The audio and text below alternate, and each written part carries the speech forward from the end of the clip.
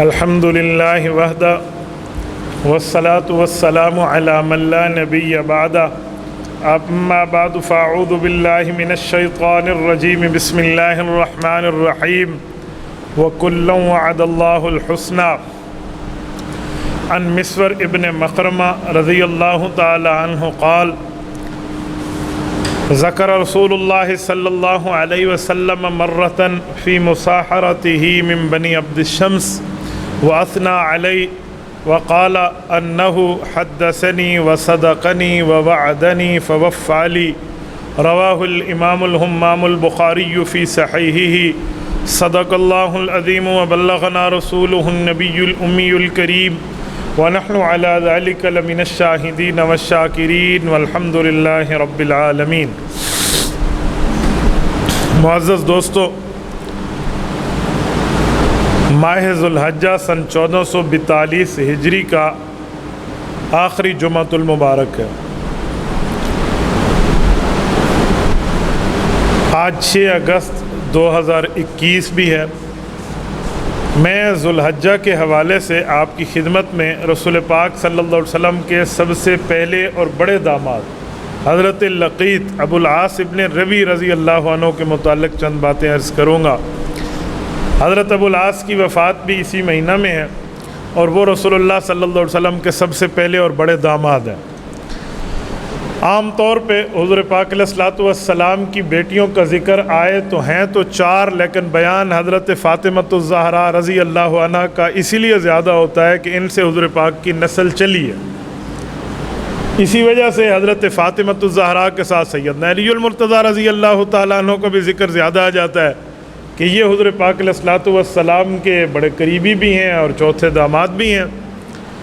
رسول پاک صلی اللہ چوتھے داماد کا معنی چوتھی بیٹی کے خاوند، ورنہ داماد کے اعتبار سے تیسرے نمبر پہ ہیں۔ ورنہ حضور پاک علیہ الصلوۃ والسلام کی بیٹیاں اور بھی ہیں، ان کی بھی اولادیں ہیں، ان کے بھی شوہر ہیں، وہ بھی داماد رسول ہیں، تو عام طور پہ ان کا ذکر ہوتا نہیں ہے۔ کتابوں میں لکھا ہوا ہے، احادیث پاک میں ہے، آیات کی تفسیروں میں ہے، تو میری کوشش تھی کہ ہم ان کا بھی ذکر کریں، تو وہ بھی تو رسول اللہ کا خاندان ہی ہے، وہ بھی تو رسول اللہ صلی اللہ علیہ وسلم کے کیا کہتے ہیں قریبیوں میں اور حضور پاک علیہ الصلوۃ والسلام کے عزیزوں میں ہیں۔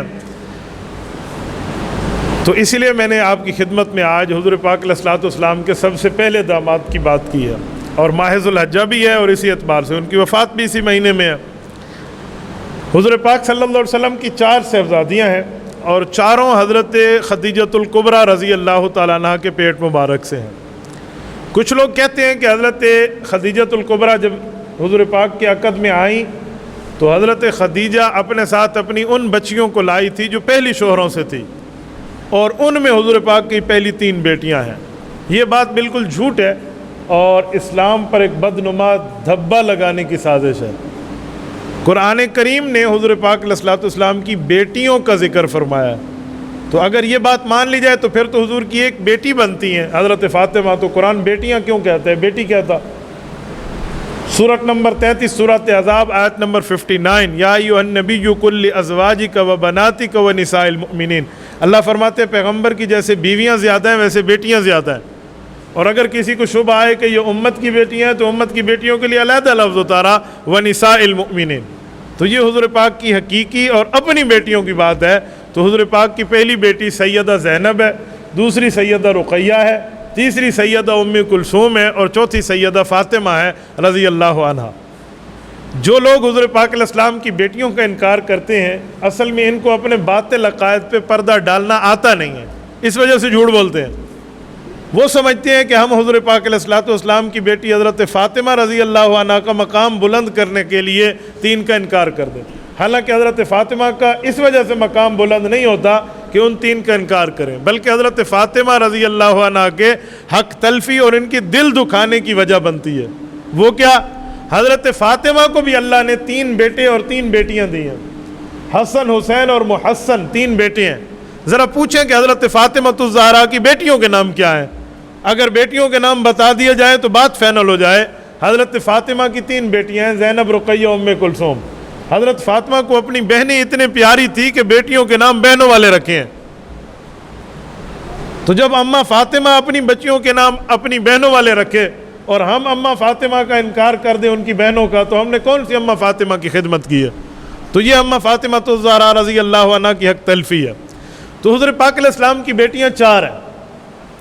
پہلی بیٹی سیدہ زینب ہے، دوسری حضرت رقیہ، تیسری ام کلثوم، چوتھی حضرت فاطمہ۔ بیٹیاں 4 اور داماد 3 ہیں، کیونکہ پہلی حضرت ابو العاص کو گئی ہیں، دوسری اور تیسری یک کے بعد دیگری حضرت عثمان کو گئی ہیں، اور چوتھی حضرت علی المرتضیٰ کے گھر میں حضرت علی کی عزت ہے۔ یہ جو پہلی بیٹی ہیں حضرت زینب، ان کا حضور پاک علیہ السلام سے پیار کا بڑا تعلق ہے۔ حدیث پاک میں ہے کہ جب رسول پاک صلی اللہ علیہ وآلہ وسلم کی گود میں بچپن میں یہ کھیلی ہیں، یہ جو حدیث میں آتا ہے کہ اماں فاطمہ آئیں چھوٹی عمر میں، ابو جہل وغیرہ نے اوجر رکھا تھا اللہ کے رسول کے سر پہ نماز میں، انہوں نے ہٹایا تھا، تو یہ بیٹیاں بھی حضور پاک علیہ السلام کے ساتھ ہوتی تھیں، اور اماں فاطمہ سے عمر میں بڑی ہیں۔ ہوا یہ تھا کہ حضرت خدیجۃ الکبریٰ رضی اللہ عنہ کی ایک بہن ہے، حضور پاک علیہ السلام کی سسٹر ان لا، سالی لگتی ہیں۔ حضرت فاطمہ، حضرت زینب، حضرت رقیہ، ام کلثوم کی خالہ لگتی ہیں، جن کا نام ہے حالہ بنت خویلد۔ یہ حالہ حضرت خدیجہ کی سگی بہن ہے۔ انہا قدیمت الاسلام، کتابوں میں ہے کہ یہ بہت پہلے اسلام لائی تھی، ابھی صحابہ کرام کی اکثریت ایمان نہیں لائی تھی۔ حضرت خدیجہ کی بہن بھی ہیں، رسول اللہ صلی اللہ علیہ وسلم کی سسٹر ان لا بھی ہیں۔ تو انہوں نے رشتہ مانگا اپنے بیٹے لقیط کے لیے حضرت خدیجہ سے کہ دیکھیں ہم بہنیں بھی ہیں اور ہم چاہتی ہیں کہ میں چاہتی ہوں کہ ہمارا خاندان آپس میں جڑ جائے، آپ اپنی بیٹی کا رشتہ میرے بڑے بیٹے کو دے دیں، اگر آپ کا بیٹا ہوا تو میں اپنی بیٹی کا رشتہ آپ کے بیٹے کو دوں گی۔ تو یہ آپس میں ان کی محبت بنی۔ حضرت خدیجہ نے اللہ کے رسول سے مشورہ کیا، حضور پاک علیہ السلام نے اجازت دے دی، تو حضور پاک کی بڑی صاحبزادی حضرت زینب کا نکاح اپنے خالہ کے بیٹے حضرت لقیط سے ہوا، جنہیں ابو العاص ابن ربیع کہتے ہیں۔ یہ ان کی والدہ ان کی ساس بھی بنتی ہیں، حضرت ابو العاص کی والدہ حضرت زینب کی ساس بھی ہیں اور خالہ بھی ہیں، تو یہ خالہ کے گھر گئی ہیں۔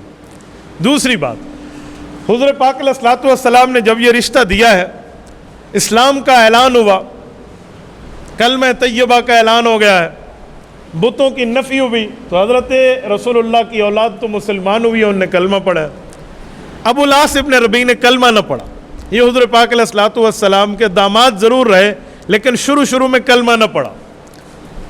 ایک وقت گزرتا گیا، تو جب اسلام کی دعوت عام ہوتی چلی گئی تو ان کے سامنے یہ بات آئی، لیکن انہوں نے کبھی کلمے کا انکار بھی نہیں کیا، اقرار بھی نہیں کیا، خاموشی سے اپنے معاملات پہ رہے، تاجر آدمی تھے، لیکن کلمہ نہ پڑھ کے بھی حضرت زینب کا حق نہ کھایا، کبھی ان کو تکلیف نہ دی، کبھی رسول اللہ کے مقابل نہیں آئے، کبھی اسلام کی مخالفت میں آگے نہ آئے، یوں چلتا رہا۔ ان کا اتنا اچھا رویہ تھا اپنی بیوی کے ساتھ کہ حضور پاک علیہ السلام جب ہجرت کر رہے تھے تو اپنی بیٹی حضرت عثمان کی بیوی یہ حضور کے ساتھ گئی ہیں۔ حضور پاک صلی اللہ علیہ وسلم کی 2 کنواری بچیاں حضرت ام کلثوم اور حضرت فاطمہ رضی اللہ عنہ، یہ ہجرت کر کے حضور کے ساتھ گئی ہیں، لیکن حضرت زینب جو حضور کی بڑی بیٹی کی شادی ہو چکی ہے، اللہ کے رسول نے ضرورت نہ سمجھی کہ انہیں ساتھ لے جاؤں، کیونکہ میرا داماد اس کا حق نہیں کھائے گا، اس پہ ظلم نہیں کرے گا، انہیں چھوڑ کے گئے تھے۔ کفار نے پیچھے ابو العاص کو بہت کہا کہ محمد صلی اللہ علیہ وسلم کی بیٹی کو طلاق دے دو، تو ویسے اس کا کلمہ پڑھتا تو نہیں، اسے طلاق دے دو، ہم اچھی سے اچھی لڑکی، خوبصورت سے حسینہ جمیلہ تیرے قدموں میں لا کر ڈھیر کر دیں گے۔ وہ چاہتے تھے کہ حضور پاک کو اصل میں تکلیف ہو، لیکن ابو العاص نے انہیں کہا کہ یہ نہیں ہو سکتا، میرے اور میرے سسر کا کلمہ پڑھنے نہ پڑھنے کا مسئلہ ہے نا، تو اس میں اس کی بیٹی کو ایک داغ اور تکلیف دوں، کیوں؟ میرے ساتھ میری بیوی کا رویہ ٹھیک ہے، میں کیوں مانوں؟ انہوں نے کہا ہم بہت خوبصورت بچی تیرے قدموں میں لا کر دیں گے۔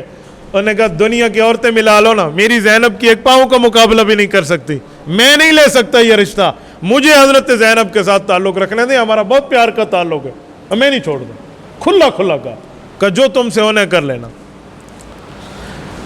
جنگ بدر کا جب وقت آیا تو ابو جہل بہت سے لوگوں کو لے کر مدینہ طیبہ لے آیا۔ اس وقت یہ نہیں پتا تھا کہ بدر میں لڑائی ہو جائے گی، اس وقت تو ایک دفاعی قافلہ گیا تھا، تو بہت سے لوگ وہ بھی چلے گئے تھے جو شریف النفس تھے، جنگ چاہتے نہیں تھے حضور سے، لیکن قبائلی عصبیت تھی، سماجی اور معاشرے کا اور قبائل کا ایک دباؤ تھا، اور اس وجہ سے کچھ لوگ سادہ مزاج بھی ساتھ چلے گئے جو جنگ بدر میں کافروں کے لشکر میں موجود تھے۔ ان میں حضور پاک کے چچا حضرت عباس رضی اللہ عنہ بھی ہیں، ابھی کلمہ نہیں پڑھا. ان میں حضرت علی المرتضیٰ کے بڑے بھائی حضرت عقیل بھی ہیں رضی اللہ عنہ، کلمہ بھی نہیں پڑھا تھا. تو یہ بھی کفار کے لشکر میں ابو جہل کے ساتھ بدر میں لڑنے گئے تھے. ان میں ابو العاص ابن ربیع حضور کے داماد بھی گئے تھے. ہوا یہ کہ رب العزت کی مدد سے صحابہ کرام نے 70 کافر قتل کیے بدر میں اور 70 کو گرفتار کیا. ابو جہل اینڈ کمپنی تو مقتول ہو کر کلیب بدر میں گر کے مر گئی. 70 کافر جو پکڑے گئے ان میں ابو العاص حضور پاک کے داماد بھی پکڑے گئے تھے. مشورہ ہوا ان کفار کے ساتھ کیا کریں. ایک مشورہ تو تھا کہ انہیں قتل کر دیں. حضرت ابوبکر اور رسول پاک صلی اللہ علیہ وسلم کی رائے ایک جگہ تھی کہ فائدہ لیا جائے.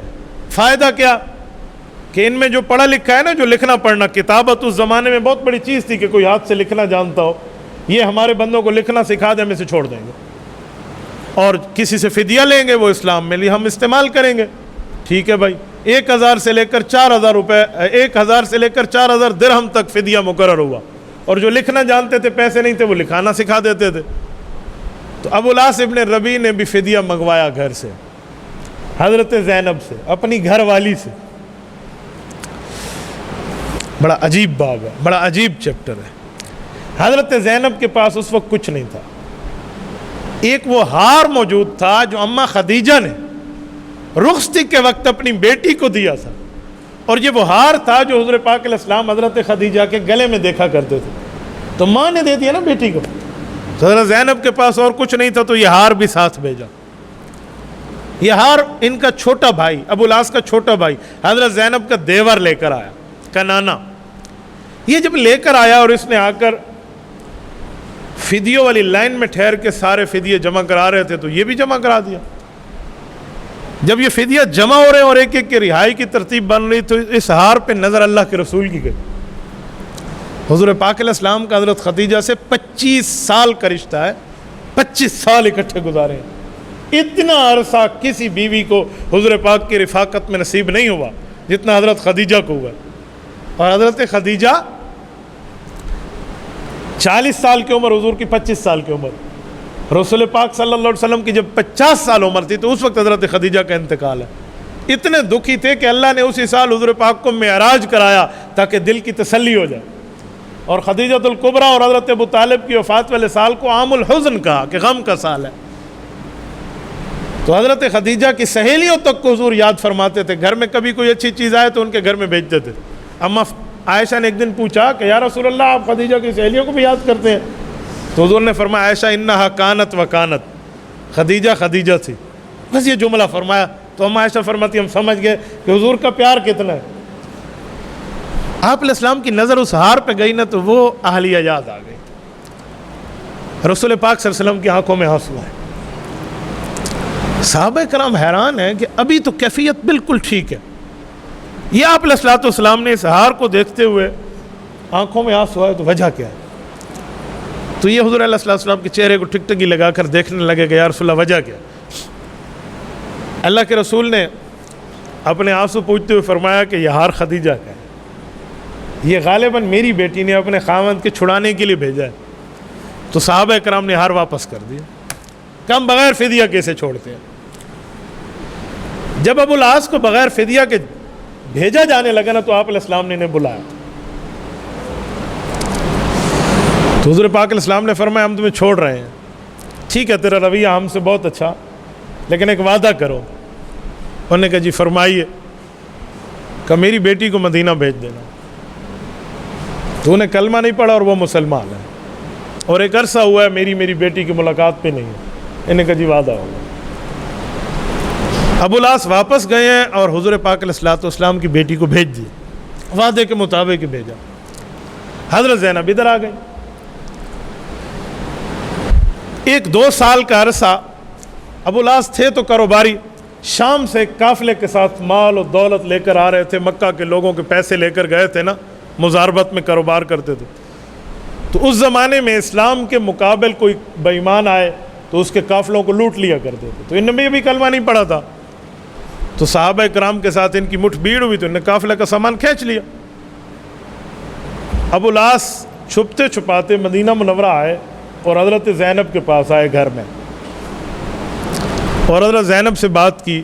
تو حضرت زینب نے انہیں پناہ دی اسلامی اصول یہ ہے کہ مسلمانوں میں کوئی مرد یا عورت کسی غیر مسلم کو پناہ دے دے تو وہ پورے اسلامی کمیٹی کی طرف سے پناہ شمار ہوتی ہے، پوری اسلامک سوسائٹی کی طرف سے۔ تو حضرت زینب آئی اللہ کے رسول کے پاس صبح کی نماز کے بعد اور آ کر عرض کیا کہ میں نے ابو العاص کو پناہ دی ہے۔ اس وقت تک حضور پاک علیہ الصلوۃ والسلام کے پاس یہ خبر نہیں آئی تھی کہ ابو العاص کا مال لے لیا گیا اور وہ مدینہ طیبہ آ گیا۔ تو اللہ کے رسول نے صحابہ کرام سے پوچھا یہ میں کیا سن رہا ہوں؟ تو انہوں نے بات بتائی۔ تو حضور پاک علیہ الصلوۃ والسلام کی یہ اصول تو سب کو پتہ تھا، تو صحابہ نے کہا کہ یا رسول اللہ ہم نے بھی پناہ دی ہے۔ تو ابو العاص کو پناہ ملی۔ تو صحابہ کرام کو جب پتہ چلا حضور کے داماد ہے تو انہوں نے مال واپس کر دیا۔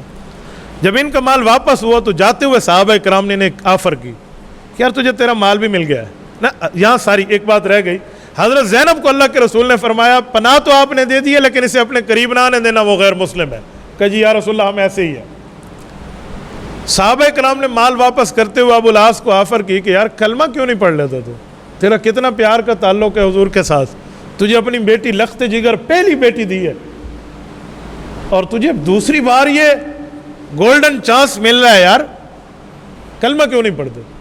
یہ مال کافروں کا ویسے ہی کھینچ لیں گے، اس سے اپنی ضروریات پوری کرنا۔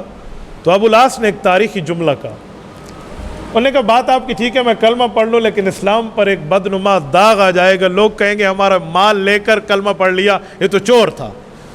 تو اگر آپ میرے ساتھ ایک بات کا کمپرومائز کرو کہ میں مکہ میں ان کے مال ان کے منہ پر واپس کر کے آؤں اور جرت سے کلمہ پڑھ کے کہوں کہ تمہارا میں نے 1 روپیہ بھی نہیں دینا، میرا مالی معاملہ بالکل صاف ہے، یعنی خودداری دیکھے۔ تو انہوں نے کہا جی ٹھیک ہے۔ یہ مکہ مکرمہ گئے اور ایک ایک ٹیڈی سب تک لوٹائی جس کی پیسے لے کر گئے۔ جب مال کلیئر ہوا تو لوگوں کو چوک میں جمع کیا، کہ میں نے کوئی تمہارا لینا دینا؟ کہ جی نہیں تھا۔ کہ جو لینا دینا تھا اس سے زیادہ آپ نے دیا؟ کہ ہو گیا کلیئر؟ کہ جی ہاں۔ کہ اچھا پھر سن لو، اشہد ان لا الہ الا اللہ واشہد ان محمد عبدہ ورسولہ، اعلانیہ کلمہ پڑھا ہوا۔ اور کوئی سامنے آنے پہ تیار نہیں تھا، وہ ان کی حیثیت اور ان کے فیملی بیک گراؤنڈ کو جانتے تھے، تو کلمہ پڑھ کے مدینہ طیبہ تشریف لائے۔ ادھر آئے تو اللہ کے رسول صلی اللہ علیہ وسلم نے گلے سے لگایا، اکرام کیا، صحابہ نے عزتیں دی، تو اسی نکاح پر ان کو برقرار رکھا گیا۔ حضرت امام زین العابدین رضی اللہ عنہ، حضرت حسین رضی اللہ عنہ کے بیٹے ہیں، حضرت علی رضی اللہ عنہ کے پوتے ہیں۔ امام زین العابدین فرماتے ہیں کہ ایک مرتبہ میں مدینہ کی ایک گلی سے گزرا تو ایک صحابی تھے حضرت مسور ابن مخرمہ رضی اللہ عنہ، انہوں نے مجھے ایک حدیث پاک سنائی۔ تو یہ امام زین العابدین کے واسطے سے امام بخاری نے صحیح بخاری جلد اول کتاب فرض الخمس باب من ذکر النبی صلی اللہ علیہ وسلم کے تحت ذکر کیا، من ذکر درع النبی کے تحت۔ وہ حدیث یہ ہے کہ حضور پاک صلی اللہ علیہ وسلم ایک مرتبہ ممبر پہ ٹھہرے تو اللہ کے رسول نے بنی عبد شمس کی تعریف کی۔ ایک قبیلہ ہے یہ بنی عبد شمس، جسے ہم بنو امیہ کہتے ہیں، اور یہ حضور پاک کا داماد حضرت ابو العاص بنو امیہ سے ہیں، پہلے داماد۔ تعریف کرتے ہوئے اللہ کے رسول نے حضرت ابو العاص کی بات کی کہ ابھی تک اس شخص نے کلمہ نہیں پڑھا تھا لیکن میری بیٹی کا حق کبھی نہیں کھایا۔ ایک مرتبہ مجھ سے وعدہ کیا کہ میں آپ کی بیٹی کو بھیجوں گا، اس نے مجھ سے وعدہ کیا، حدثنی فصدقنی، اس نے مجھ سے بات کی اور بات کو سچا کیا، ووعدنی فوفی لی، اور میرے ساتھ وعدہ کیا اور وعدے کو وفا کیا، پورا کیا۔ تو ان کی بڑی تعریف کی، کہتے ہیں اسنا علیہ من مسائرہ، حضور پاک علیہ الصلوۃ والسلام نے ان کی بڑی تعریف کی۔ تقریباً سن 9 ہجری سے پہلے کوئی 2 سے 3 سال یہ میاں بیوی اکٹھے رہے تو حضرت زینب رضی اللہ تعالی عنہا کی وفات ہو گئی۔ حضرت زینب حضور پاک علیہ السلام کی بڑی بیٹی ہیں، بڑا پیار کا تعلق حضور پاک کا ان کے ساتھ تھا۔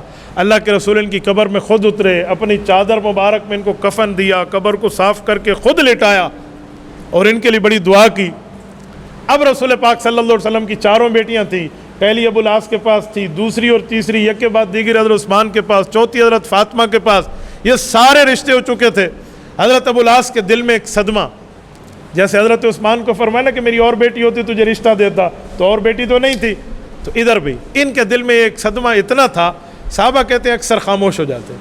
2 اولادیں تھیں حضور پاک علیہ السلام کے، 2 نواسے، ایک نواسی اور ایک نواسا حضرت ابو العاص سے، حضرت زینب کی بیٹی اور بیٹا۔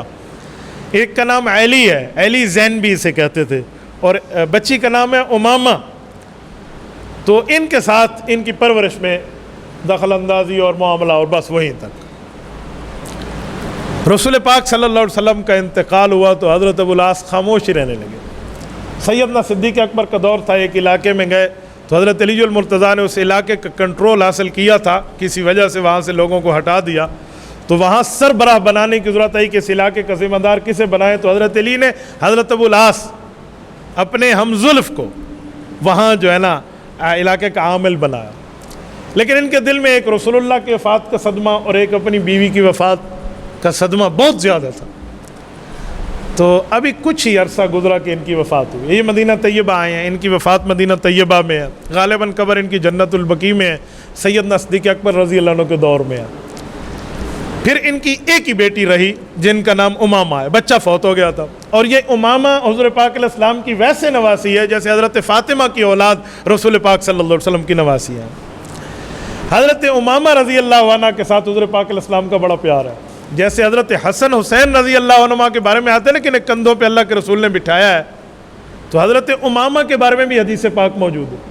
صحیح بخاری میں ہے کہ جب آپ علیہ الصلوۃ والسلام سجدے میں ہوتے یا تحیات میں ہوتے تو یہ دوڑ کے کندھوں پہ چڑھ جاتی حضرت امامہ۔ بعض روایتوں میں ہے کہ نوافل کے اندر اللہ کے رسول نے سجدے میں جاتے ہوئے اتار دیا اور اگلی رکعت پہ اٹھتے ہوئے دوبارہ بٹھا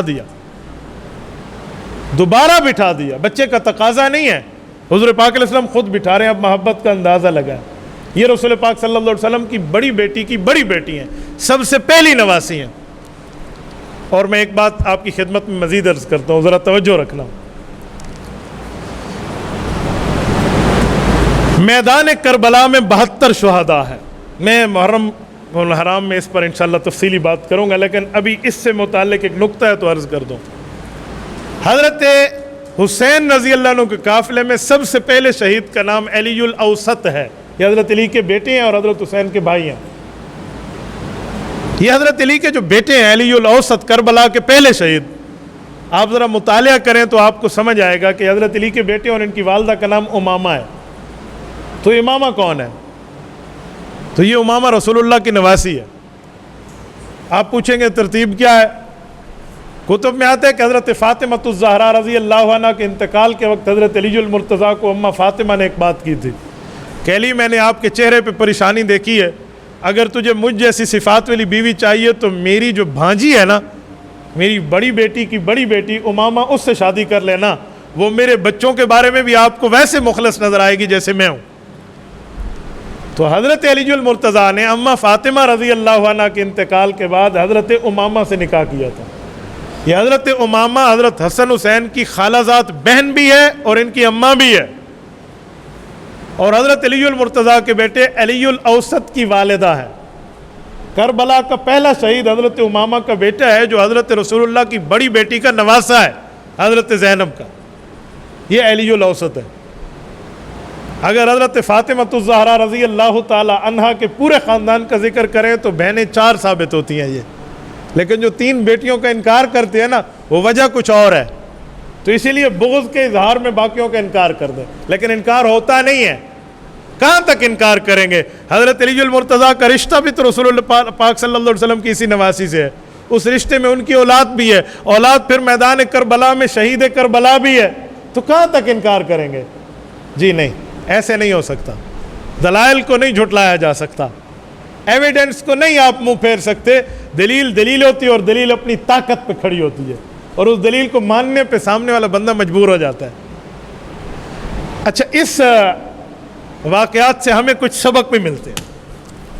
وہ سبق سسر اور داماد کے رشتے کے متعلق ہے۔ آج کل داماد اپنے سسروں سے ناراض رہتے ہیں اور کئی سسر اپنے دامادوں سے، تو رسول پاک صلی اللہ علیہ وسلم کی اس تعلق سے ہمیں ایک بات سمجھ آتی ہے کہ سسر اور داماد کا اگرچہ کسی مسئلے میں کوئی مسئلہ اور کوئی پرابلم آ گیا ہو، گھر میں آ ہی جاتے ہیں، تو سسر کی وجہ سے اپنی بیوی کے ساتھ تعلقات خراب نہیں کرنے چاہیے۔ اس سے بڑی اور بات کہاں ہوگی کہ کلمہ تک کبھی نہیں پڑھا تھا لیکن حضرت زینب کا حق نہیں کھایا، ان پہ کبھی ظلم نہیں کیا، اور جب بات ان کو طلاق دینے کی لوگوں نے آفر کر دی تو کہا زینب کے مقابلے میں باقی عورتوں کو لے آؤ، میں اس کی تول میں سمجھتا ہی نہیں ہوں۔ اتنا بڑا محبت اور پیار کا پیکج ہمیں یہاں سے سمجھ آتا ہے۔ ایک دوسری بات مزید یہ بھی ہے کہ جب سسر سے وعدہ کر لیا کہ میں نے انہیں بھیجنا ہے تو اس وعدے کو پورا کیا، اگرچہ ابھی کلمہ بھی نہیں پڑھا تھا، وعدے کو پورا کیا۔ تو سسر سے تعلق تو والد والا ہوتا ہے. تو اس لیے یہاں نمبر 3، اگر داماد اچھا کام کرے تو سسر کو پھر اس کی تعریف بھی کرنی چاہیے دل کھول کے. ایک حق ادھر بھی نظر آتا ہے نا، صرف ادھر نہیں ہے، تو داماد تعریف بھی اس کی کرے. اب اللہ کے رسول صلی اللہ علیہ وسلم نے ان کی تعریف کی ہے، فرمایا حدثنی وصدقنی، بات بھی کی اور سچی کی، ووعدنی فوفی لی، وعدہ بھی کیا اور وعدہ پورا کر کے دکھایا. اور صرف اکیلے میں تعریف نہیں، برسر ممبر اللہ کے رسول صلی اللہ علیہ وسلم نے تعریف کی ہے. اور ایک بات اور بھی ثابت ہوتی ہے، وہ کیا ہے کہ اگر کسی وجہ سے کوئی جدائی ہو جائے خاوند بیوی میں اور وہ دوبارہ ملنا چاہیں تو ان کے ملانے میں کسی کے منہ پر تیوڑی نہیں آنی چاہیے. کیوں؟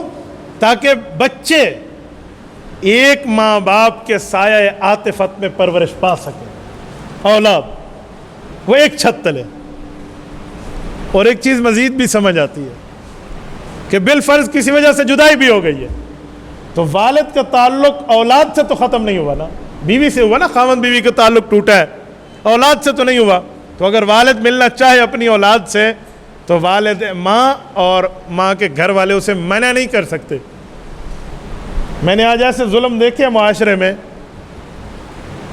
بیوی کی دوسری جگہ طلاق کے بعد شادی ہو جائے نا تو دوسرے ہسبینڈ کہتے ہیں یا تو اپنے بچوں کو ملو تو لے جاؤ، نہیں تو پھر ملنے نہ آنا. یہ کیا مطلب ہے؟ یہ اس کی اولاد ہے، اس اولاد کا آپ نے ذمہ لیا ہے تو نہ کرتے نا آپ شادی والی شادی سے کیا کہتے بیوہ سے شادی، تو یوں آپ کو نہیں کرنا چاہیے تھا.